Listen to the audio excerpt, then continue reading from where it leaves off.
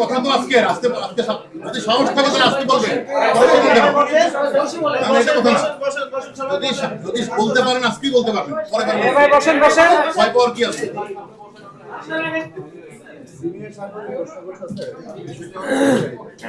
মাননীয় additional commissioner, আপনারা আজকে 4 জনকে গ্রেফতার করে বলছেন যে মেট্রো রেলে তারা হামলা চালিয়েছে, তারা সবাই জাতীয়তাবাদী ছাত্র দলের নেতা এবং এই ঘটনাটি ছাত্র শিবির জামাত করেছে, বিএনপি করেছে।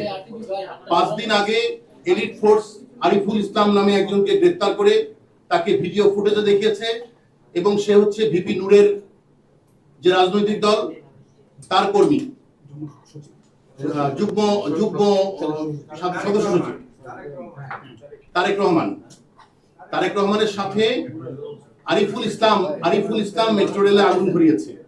আপনারা তাদের কোনো সম্পৃক্ততা পাচ্ছেন না এবং এলিট ফোর্স র্যাব আপনারা যাদের কথা বলছেন তাদের কোনো সম্পৃক্ততা পাচ্ছে না, তাহলে কি বৈপরীত্য আছে কেন? আপনারা কি ভিপি নূরকে বাঁচাতে চাচ্ছেন? সেখানে আমরা আরিফ যে আপনি যার কথা বলছেন তারেক কথা বলছেন আরিফুল ইসলাম। আমি আপনাদের বলছি অন্য কে কি বললো সেটা না, এখানে যেহেতু হাজার হাজার মানুষ অংশগ্রহণ করেছে এই ধ্বংসলীলা, তারা মেট্রো রেলে কাজীপাড়া এবং হাজার হাজার মানুষ অংশগ্রহণ করেছে। এখানে বিভিন্ন দলের আমরা যাদেরকে গ্রেফতার করেছি তারা নেতৃত্ব দিয়েছে এবং তারা এই কাজটি করেছে, তারা স্বীকারোক্তি আমাদের কাছে প্রদান করেছে, আপনাদের আমরা সেটা বলেছি। আমার মনে করি এখানে অন্যান্য জামাত শিবির চক্রের গ্রুপ থাকতে পারে, সেখানে ভিপি নূরের চক্র থাকতে পারে। আমরা কিন্তু ভিপি নূরকেও নিয়ে আসছি রিমান্ডে, আমরা তারেককেও নিয়ে আসছি, আমরা এদিকে সবাইকে নিয়ে আসবো। আমরা মনে করি যারাই বাংলাদেশকে অকার্যকর রাষ্ট্র পরিণত করার জন্য বিভিন্ন মানুষের প্ররোচনায় অর্থ নিয়ে চেষ্টা করেছে, তারা অতীতেও সফল হয় নাই, এখনো সফল হবে না, ভবিষ্যতে সফল হবে।